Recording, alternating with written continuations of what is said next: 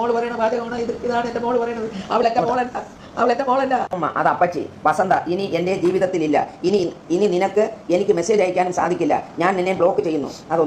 അത് കഴിഞ്ഞ് നിനക്കെന്നും രാവിലെ കേൾക്കാൻ ഒരു അതിമനോഹരമായ പാട്ട്. ഇത് നാട്ടുകാർ കേട്ടാൽ നിന്നെ ചൂല് വെച്ചടിക്കും.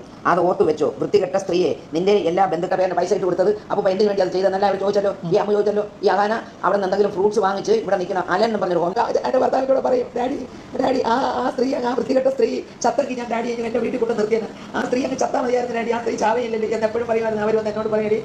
അഹാന കൃഷ്ണകുമാർ, നമുക്കറിയാം കൃഷ്ണകുമാർ ഫാമിലി. ഇവരുടെ ഈ ഫാമിലി ശരിക്കും പറഞ്ഞാൽ ഇടപെട്ട് ഓരോ പ്രശ്നങ്ങളായിട്ട് ഇങ്ങനെ സോഷ്യൽ മീഡിയയിൽ ഇങ്ങനെ പ്രത്യക്ഷപ്പെട്ടുകൊണ്ടിരിക്കും എന്ന കാര്യത്തിൽ സംശയം. കാരണം ഓരോരുത്തരായിട്ട് ഇങ്ങനെ മാറി ഓരോ പ്രോബ്ലംസിൽ ഇങ്ങനെ പെട്ടാണ് ഇങ്ങനെ ഒരു ലൂപ്പ് അടിക്കുന്നതെന്ന് പറയുന്നത്. എന്തുകൊണ്ടാണെന്ന് ഒരു പിടുത്തമില്ല ശരിക്കും പറഞ്ഞാൽ. ഇപ്പോൾ അടുത്ത് അതായത് അവരുടെ കുടുംബ പ്രശ്നമാണ് ഇത്തവണ എന്ന് പറയുന്നത്, കുടുംബത്തിലുള്ള പ്രശ്നം എന്ന് പറയുന്നത്.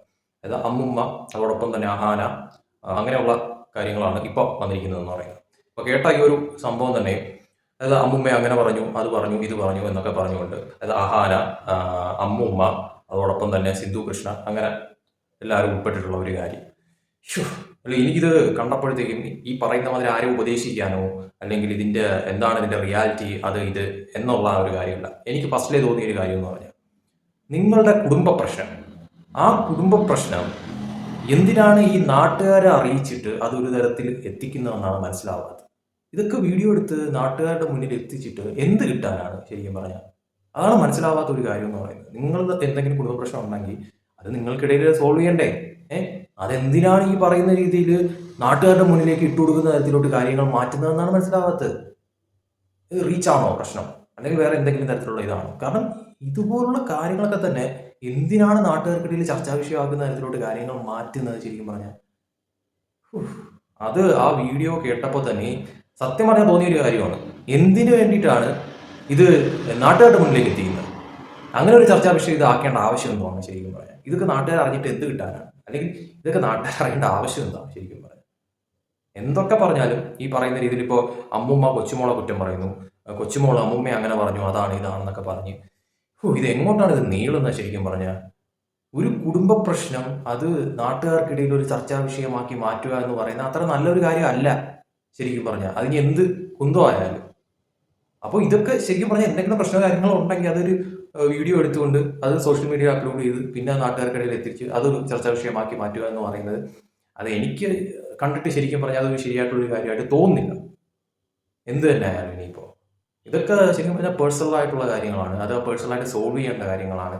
അതൊരുമാതിരി എന്താ പറയുക, ഒരു നാറ്റക്കേസാവുന്ന ഇതിന് നാറ്റിക്കാൻ എന്നുള്ള ആ ഒരു തരത്തിലോട്ട് കാര്യങ്ങൾ മാറ്റരുത് ആരായാലും. അതിപ്പോൾ ഇവരുടെ ഫാമിലി കാര്യമൊന്നല്ല, ആരുടെ കാര്യമായാലും ശരിക്കും പറഞ്ഞാൽ ഇതുപോലുള്ള കാര്യങ്ങളൊക്കെ ശരിക്കും പറഞ്ഞാൽ അവർക്ക് പേഴ്സണലി പറഞ്ഞ് തീർക്കാവുന്ന കാര്യങ്ങളാണ്. ഈ പറയുന്ന അമ്മമ്മ, കൊച്ചുമോള്, മകള് ഒക്കെ തന്നെയും ഇവരൊക്കെ തന്നെയും ഈ പറയുന്ന രീതിയിൽ ഇന്നല്ലെങ്കിൽ നാളെയും കാണേണ്ട ആൾക്കാരല്ലേ.